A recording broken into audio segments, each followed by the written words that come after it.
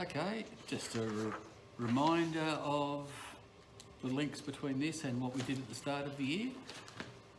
We could measure the heat of reaction this way. We could burn the fuel and try and capture the heat in a beaker of water, but we learnt earlier, earlier in the year that it's pretty much a waste of time because so much heat gets lost. Really inaccurate, really low precision. So we would use a bomb calorimeter.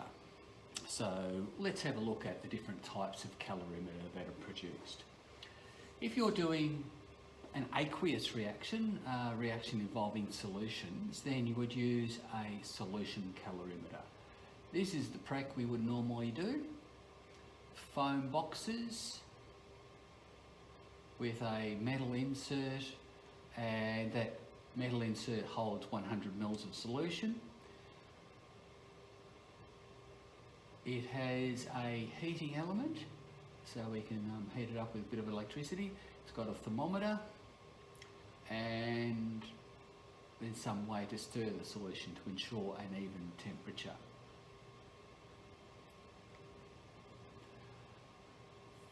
The one for combustion reactions is a good deal more fancy because it involves an airtight vessel which is held under pressure, and you introduce the fuel, you ignite the fuel and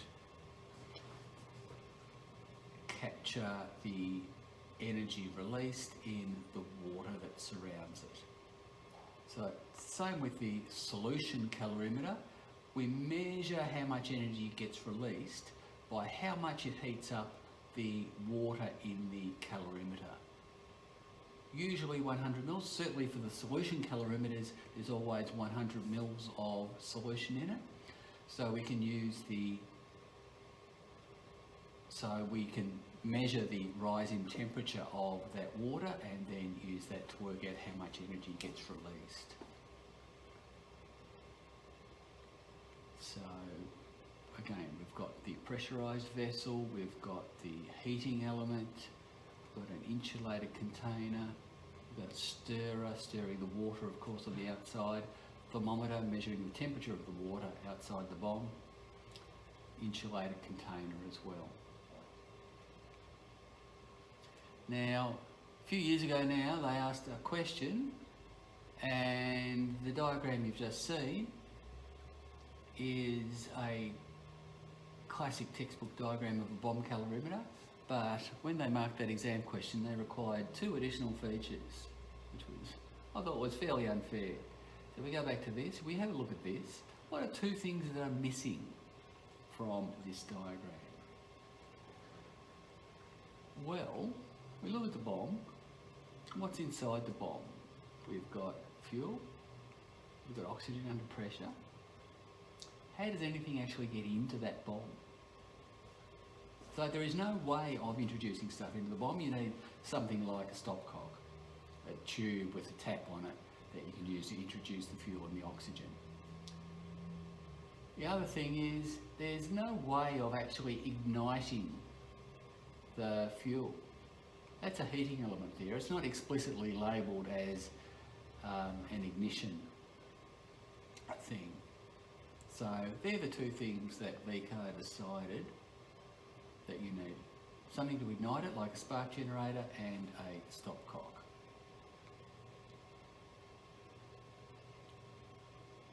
Now, we've done our experimental investigation, more or less. We should have our heads around what sort of advantages these particular things give us. So a fixed mass of water is used. How's that going to improve our results? Well, clearly that's going to be a variable that we need to control. If we don't control that variable, we've affected the validity of our experiment. So to ensure consistent results between trials, we've increased the validity of our experiment. Reaction is contained inside an insulated box. What's that going to do? Well, without an insulated box, what did you see in the spirit burner prac? Lots of heat loss. So the insulated box is clearly to reduce heat loss, produce a more accurate result, more than likely.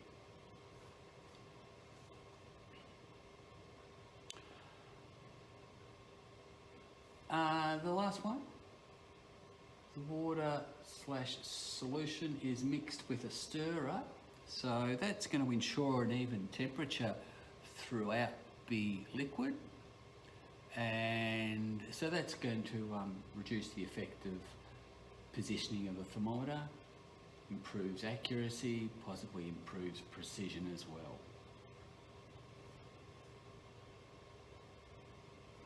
But even so, even when we use our solution calorimeters, we see that if it's done properly, you still expect around about 10 to 15% of the heat energy to be lost. So what can we do to deal with this situation? Well, that is why we calibrate it. So we kind of did that a little bit with the spirit burners. We burnt ethanol in it, worked out how much heat was being lost for ethanol, used the heat of combustion of ethanol to work out how much heat was being lost, and then applied that particular percentage of heat loss to work out the heat of combustion for other fuels. That was one investigation that was done.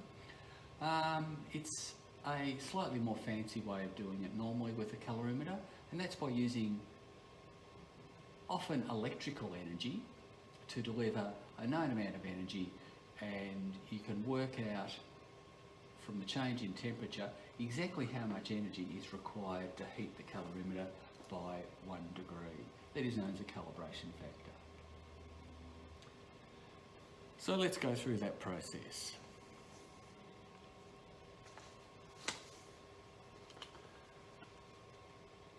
So the aim of the process to calibrate a calorimeter is exactly as it says there. Calculate the energy required to heat the calorimeter by 1 degree C. So first of all, let's just refresh ourselves on a little bit of electricity. When we've got an electric current flowing through a circuit, we can work out the energy released as the product of the current, the voltage, and the time in seconds. So Q equals IVT. You'll see that in your data book in terms of the actual formula. They give you the formula for a calibration factor, which has this sort of on top. Check it out, make sure you understand it. So let's just use that Q equals IVT to work out the energy released in this situation. So first of all, we've got to turn out time into seconds. So 60 seconds in a minute, 150 seconds all up. Then we simply multiply the three together and we get the number of joules. Note that the energy is given in joules in this formula. You'll almost always be converting it usually to kilojoules. So I'd quite often just instantly right beside that 0.448 kilojoules. Just to be safe, it's a really common mistake to forget about converting it. So that's just a little bit of revision on electrical energy calculations. Now a classic calibrating a calorimeter scenario. 100 mils of water placed in a calorimeter.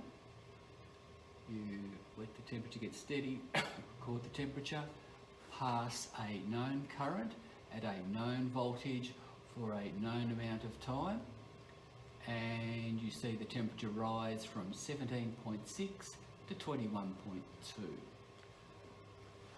So we can work out Q equals IVT as we have just done previously. Then we can divide it by the change in temperature, and that will give us our calibration factor. So first of all, let's work out that change in temperature, 21.2 minus 17.6. That amount of electrical energy has sent the temperature up by 3.6 degrees. Then we can use Q equals IVT. Remember, time in seconds. Multiply them together and we get our energy released. Calibration factor is simply calibration factor equals Q on delta T. Again, note in your data book they've got that down as IVT over delta T. I think the two formulas it's better to think of separately. There are other ways we can work out Q, and there are other uses for Q equals IVT. So we've worked out both values. 1680 joules divided by 3.6 equals 467 joules per degree C. Now that's a calibration factor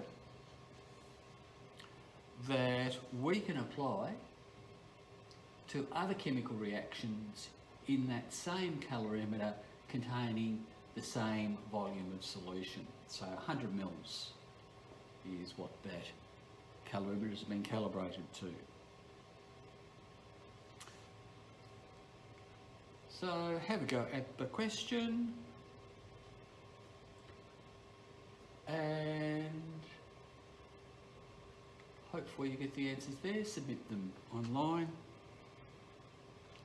and that's good. Now once we've got our calibration factor, we can actually use our calorimeter to work out delta H.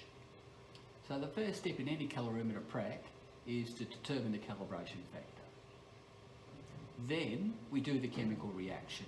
So in the solution calorimeter that if we get a chance we'll do in class, we'll measure the correct volume of solution to give us the same volume that we had in calibration, making sure that it contains all the reactants, mix them together and in the calorimeter, and measure how much the temperature goes up by or changes by. Then, once we've got the change in temperature, we can use the calibration factor together with that change in temperature to work out Q. Once we've got Q for the amount of reactants, we can turn that into delta H, the energy change per mole, according to the equation. So what have we got? 0.4 of a gram of zinc added to 100 mils of solution, and we know the calibration factor, that's the one we just worked out. And the temperature goes up from there to there. Calculate delta H. Okay, so first of all, we calculate the change in temperature. We'll use that change in temperature and the calibration factor to work out the energy released for 0.4 of a gram, and then we can work out the energy released for 1 mole. So often you'll get sort of these energy questions where you're not quite sure whether you can use a calibration factor or not. Well, here you're given a calibration factor, you will use it. If you can't get a calibration factor, you'll use the specific heat capacity, like we did with the spirit burners, but if you've got the chance, the calibration factor is always more accurate. So let's use that. So we know that the change in temperature, 1.70 degrees. We know that the calibration factor is 467. So if the calibration factor equals Q on delta T, we can transpose to get Q as the subject. We're simply going to multiply. So 794 joules were released for 0.4 of a gram. Calculate delta H, the energy change per mole. First of all, let's get an equation. Metal plus acid gives salt plus hydrogen gas. You wouldn't be expected to have to balance that sort of equation. You should know it though from year 11. So we'll calculate delta H for 1 mole of zinc.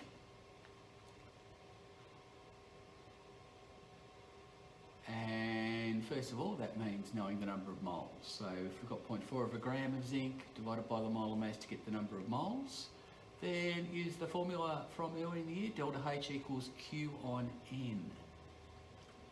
It's the molar enthalpy. So what did we get? 794 divided by 0.00612. That will give you a very big number, but remember we're dealing with joules. It'll need to end up in kilojoules. It's probably why I would have converted the kilojoules earlier on, but it doesn't matter where you do it. It's certainly wise to have done it by the end. So that gives us the molar enthalpy. Now we see in our equation that there is only one mole in the equation anyway, so this is going to be delta H for the reaction. It's an exothermic reaction. How do we know it's an exothermic reaction? Well, the temperature went up. It's a pretty clear-cut sign. So delta H will be negative, don't forget that. So it goes together with the equation. And that's the answer. So now there are a series of questions. Okay, the final thing, heat loss in calorimeters.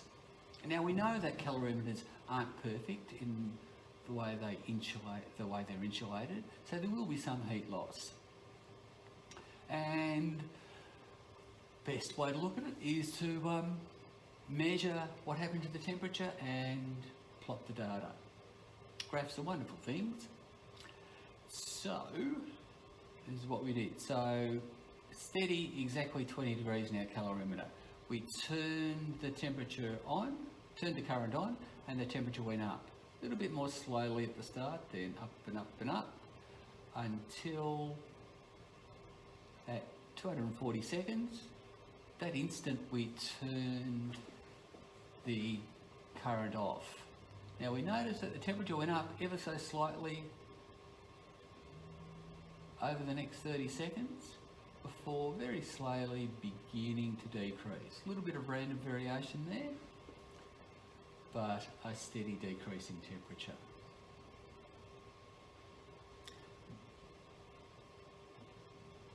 So we know that when it gets to 24 degrees, it's losing a significant amount of energy. Anytime the calorimeter is above room temperature, above the ambient temperature, it's going to be losing energy.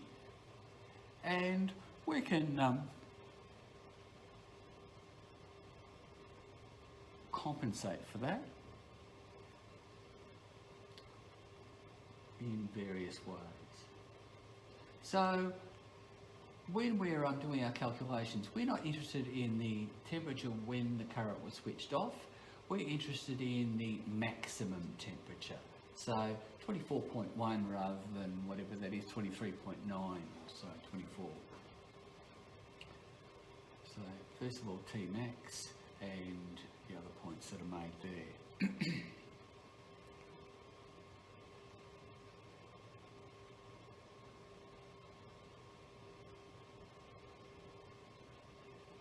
Now, what we can do is we know the rate of heat loss, and we can actually extrapolate back. Because if that heat loss is steady, then there's going to have been heat lost all the way through. Now our textbook authors would like us to extrapolate right the way back to 120 seconds.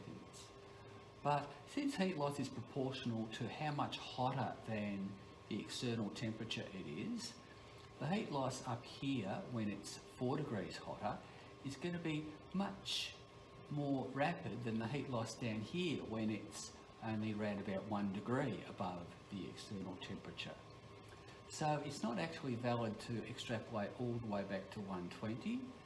Extrapolate back to the midpoint, halfway between when the current was turned on, when the current was turned off. That is the point at which you should extrapolate back to. And at that point, the temperature is, that 24.2 or 3? 24.2 gives us a very slightly higher change in temperature.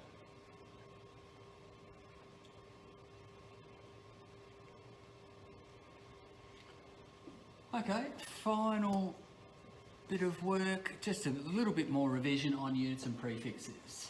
Just energy comes in so many different units, since very large amounts of energy are really common.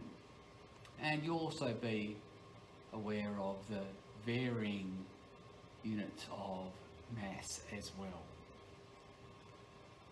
So just a reminder, 1 tonne equals 10 to the power of 6 grams, so it's like a megagram. Kilo, mega, gigajoules are all commonly used, even petajoules these days. So scale factors to convert, the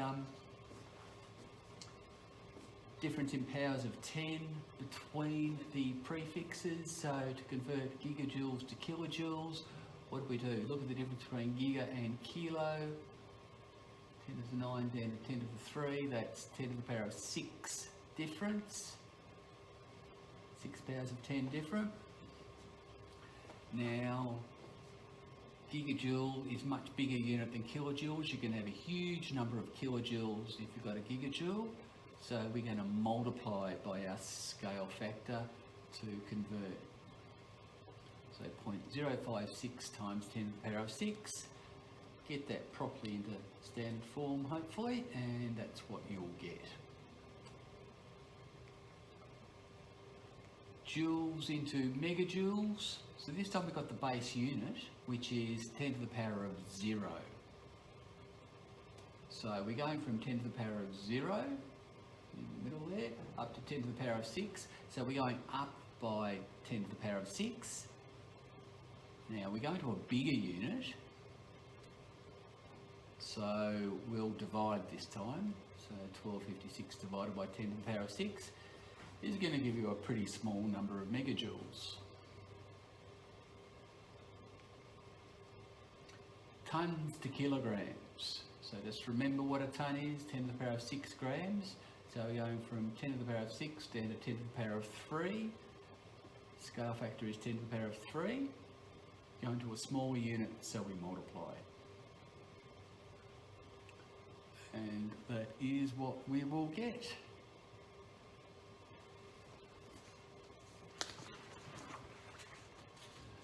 Okay, we'll finish off doing that question, submit the answers, and I'll get back to you with the solutions.